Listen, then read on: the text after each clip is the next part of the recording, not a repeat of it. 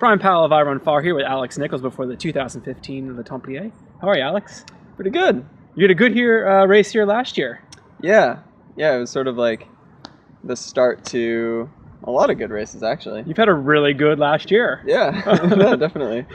What was it about this race last year? Is it like, what did you change anything leading up to it that really caused a sort of breakout? I had a really good chunk of training before the race last year, where I wasn't just going from race to race and just doing what I could. So that definitely helped. And then, I don't know, I just kind of went into it with like not a lot of expectations and ran my own race, and it worked out really well. So since then, have you been continuing to run your own race, quote unquote, or has you had a real boost in confidence? I would say it's both, yeah. For sure. Because up until this race last year, I hadn't done any, I'd done maybe 1 or 2 long races, but more like 50Ks. Yeah. So it's been a learning process in figuring out what I can do and how I should run these kind of races. And yeah, I think in the last year, I've just learned a lot. Even the last couple races you've run, you had a really good summer. Yeah. Tell us a little bit about that. It's after IAU World Championships. Yeah, so kind of started with the Annecy World Championships. That went really well. About a month later, I came back and ran Mont Blanc and won that. Yeah. And again, just kind of ran my own race and sort of enjoyed it as much as I could. That was another 80K. Yeah, and by far the longest race I've ever done. Yeah. 10.5 hours. It was really daunting, but worked out really well. And then I got second at Speed Goat. Didn't feel super great in that race, but I got through it. Yeah. It was just a lot after doing Mont Blanc. That only a couple weeks before. Yeah, 10.5 hours definitely takes its toll. And then had enough time to get ready and win the Pikes Peak Marathon, which was kind of a lifetime goal. So check. Yeah, and then that was kind of like I could finally relax. I'd made it through the summer, and then I've just had the last 2 months or a little bit more to get ready for this race. So you have actually been able to train since Pikes Peak? Yeah.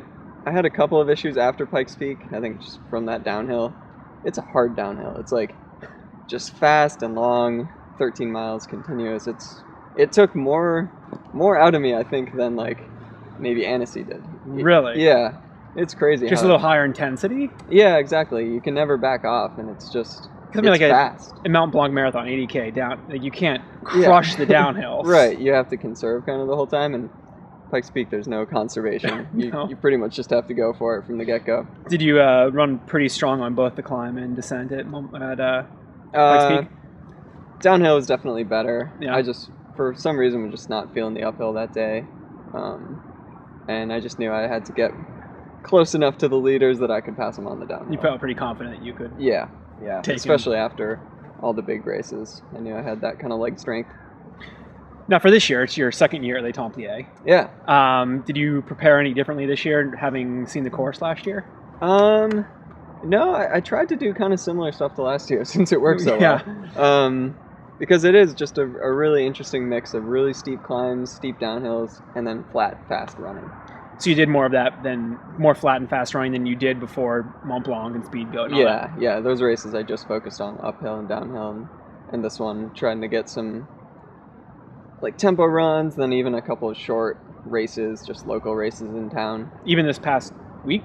Yeah, I mean, technically I raced last weekend, but it was 3.5 miles, and I only ran 1.5 miles hard. So yeah. You decided I backed off. Not to push it through the water crossings. Yeah. That race has 1 mile of uphill through a horribly polluted stream, so I decided not to run that hard. Maybe a wise choice. Yeah. But aside from like a little bit after Mont Blanc, you've been pretty healthy this year. Yeah, I've had little things here and there, but just managing to keep it all together. I think that's a big reason why I've done well. Now, do you think last year you said you ran your own race here? Is there any temptation for you to sort of maybe be more aggressive at the end of the season and just go for the win? Or well, I'm always going to hope to win. Yeah, but I mean to be more aggressive in that approach. I think, looking back at how the race went, I think I'd like to be a little closer to the front, but it's still as Zach kind of showed last year, it's still sort of a death sentence in this race if you go out really hard, because it's so easy to go really fast really early. And it is not over when you hit that last mountain. Yeah, and I just ran like 2 miles up the course for the final downhill. And it's a serious downhill, and that's after 40 miles of racing. So there's a lot of time to be gained in the last section. And Gotcha. I've got to remember that, even if I feel good early on. Well, good luck throughout the race on Thank Sunday. you. Yeah.